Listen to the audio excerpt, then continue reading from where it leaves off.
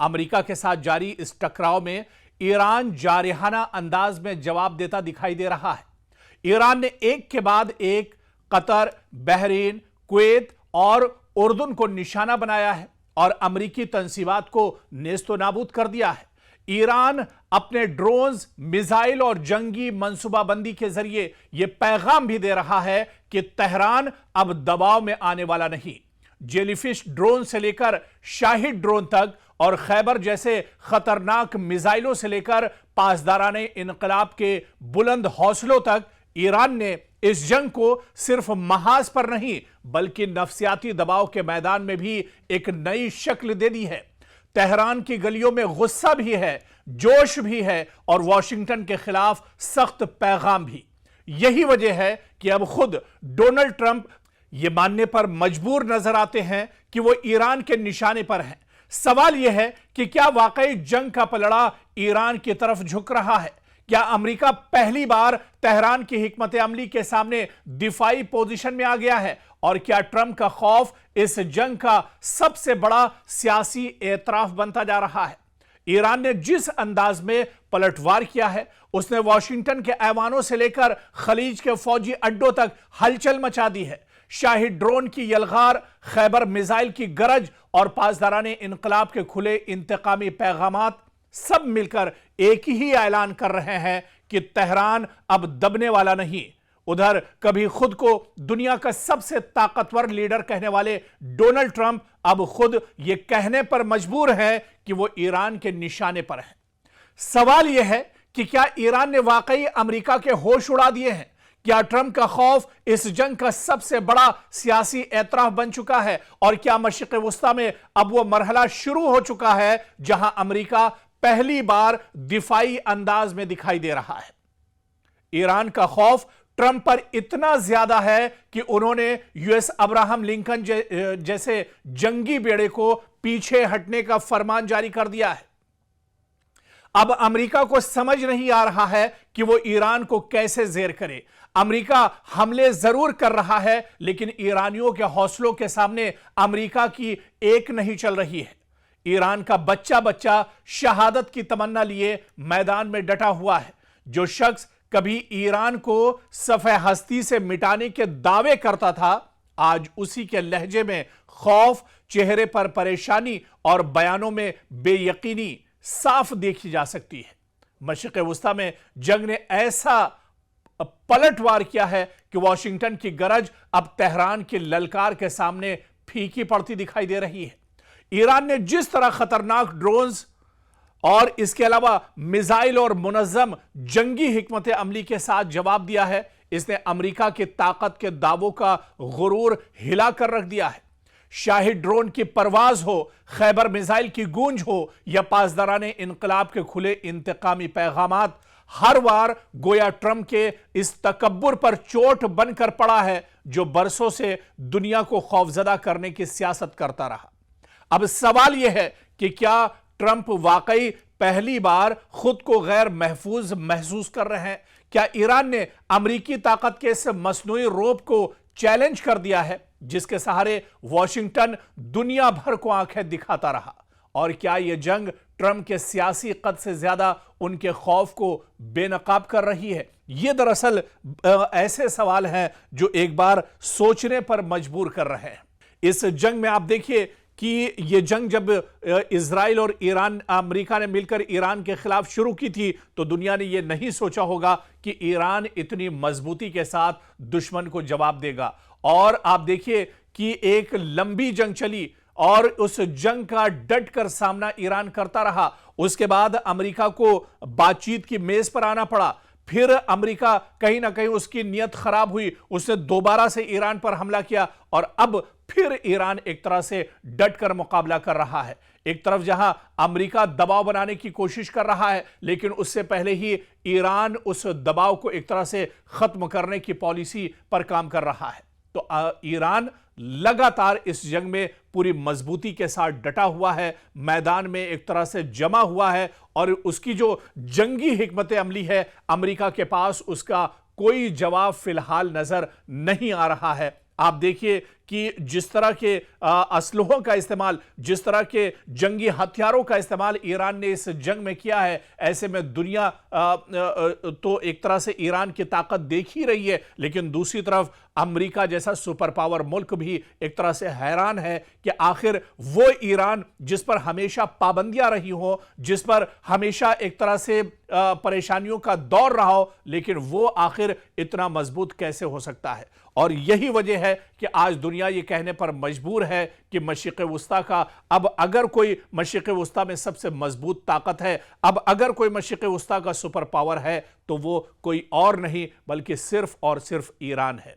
जंग तो जरूर हो रही है, अमेरिका अटैक तो जरूर कर रहा है, लेकिन जो एक तरह से इस जंग में जो नतीजा अमेरिका के हक में होना चाहिए, वो नतीजे दरअसल डोनाल्ड ट्रंप को नहीं मिल रहे हैं। और यही सबसे बड़ी हार इस जंग की अमेरिका की और डोनाल्ड ट्रंप की है। जो सदर कल तक ईरान को धमका रहा था, आज खुद कह रहा है कि मैं भी निशाने पर हूं।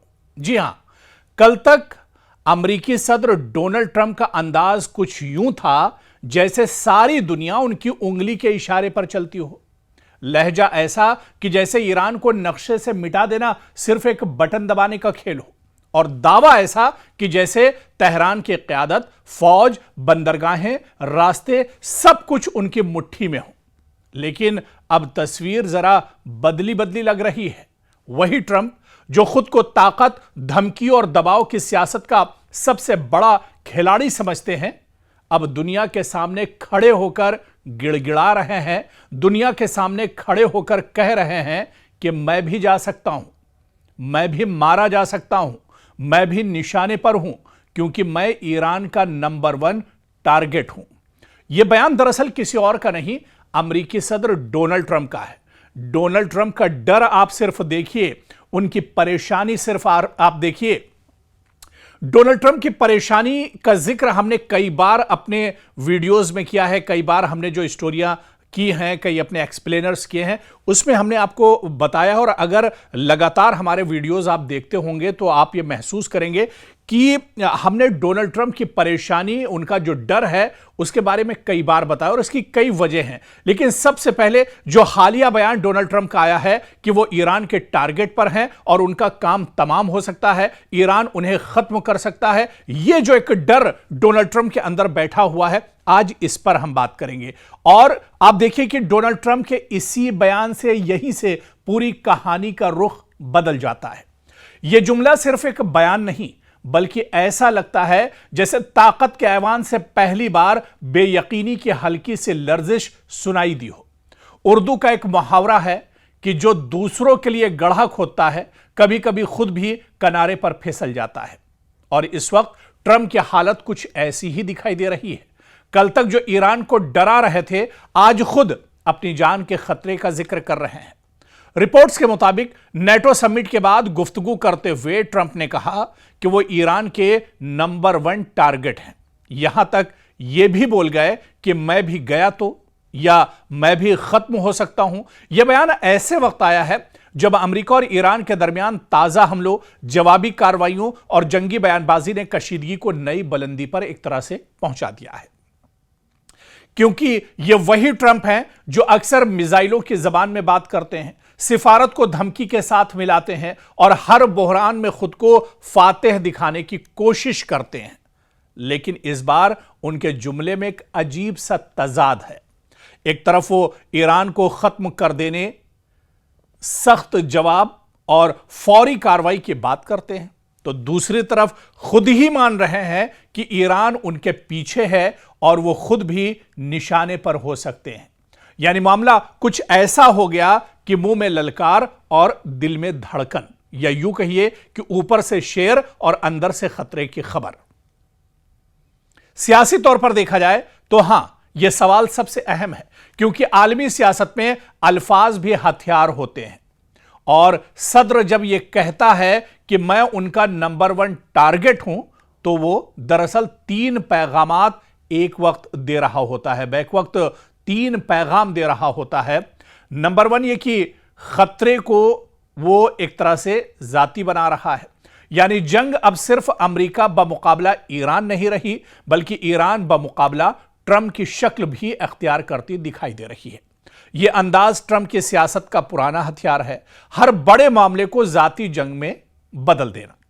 दूसरा पॉइंट यह कि वो ताकत दिखाते दिखाते खौफ का शिकार भी बन बैठे। अगर कोई रहनुमा मुसलसल यह कहता रहा है कि हमने उनके लीडर खत्म कर दिए, हमने उनको झुका दिया, हम उन पर भारी हैं, और फिर साथ ही यह भी बोल दे कि मैं भी मारा जा सकता हूं, तो सवाल पैदा होता है कि आखिर इतनी बड़ी ताकत के सदर को यह वजाहत देने की जरूरत क्यों पेश आई। और उनके बयान से तीसरी जो इशारा मिलता है, बड़ा तीसरा इशारा, वो ये कि वो अपने हामियों को एक नया बयानिया दे रहे हैं। यानी अगर आगे कुछ भी हो, जंग बढ़े, हमले हों या सिक्योरिटी सख्त हो, तो ट्रंप ये कह सकें कि देखा, मैं पहले ही कह रहा था कि मैं निशाने पर हूं। तो दरअसल ये वही ट्रंप है ना जो कल तक ईरान को कमजोर बता रहे थे। जी हां, ये वही इस पूरी कहानी का सबसे दिलचस्प बल्कि तंजिया पहलू भी है। कल तक बयानिया यह था कि ईरान कमजोर है, उसकी क़यादत बिखर चुकी है, उसकी ताकत टूट चुकी है, ईरान चाहे तो छोटे से वक्त में सब कुछ खत्म कर दे। लेकिन आज अगर वही सदर यह कह रहा है कि मैं ईरान का नंबर 1 टारगेट हूं, तो फिर सवाल बनता है कि अगर हरीफ इतना कमजोर है तो फिर आपको इतनी फिक्र क्यों? अगर ईरान टूट चुका है तो फिर इसके नंबर 1 टारगेट होने का ऐलान क्यों? अगर सब कुछ काबू में है तो फिर यह जुमला क्यों कि मैं भी जा सकता हूं, यानी मैं भी मारा जा सकता हूं? यह दरअसल जिस डर की हम बात कर रहे थे, यह डोनाल्ड ट्रंप का डर है जो एक तरह से निकल कर नहीं आया है। और डर छोटा मोटा भी नहीं। आप देखिए कि जो रिपोर्ट मैं पढ़ रहा था कि उसमें खबर यह भी है कि वो दरअसल जो उनका सबसे ताकतवर प्लेन है एयरफोर्स 1, जिससे वो गए थे समिट में शामिल होने के लिए, लेकिन एयरफोर्स 1 छोड़कर दूसरे तैयारे से वो वापस लौटे हैं। तो इस तरह का डर बैठा हुआ है, वो भी और किसी में नहीं बल्कि अमेरिकी सदर डोनाल्ड ट्रंप के अंदर। यानी कहीं ना कहीं आप देखिए कि डोनाल्ड ट्रंप परेशान है, उनकी पेशानी पर शिकन है, उनकी पेशानी पर दरअसल जो लकीरें बनी हुई हैं वो दरअसल ये कह रही हैं कि अमेरिका इस जंग में बुरी तरह से फंसा हुआ है। डोनाल्ड ट्रंप न तो आगे जा पा रहे हैं और न पीछे जा पा रहे हैं, इस जंग में बुरी तरह वो भी फंस कर रह गए हैं।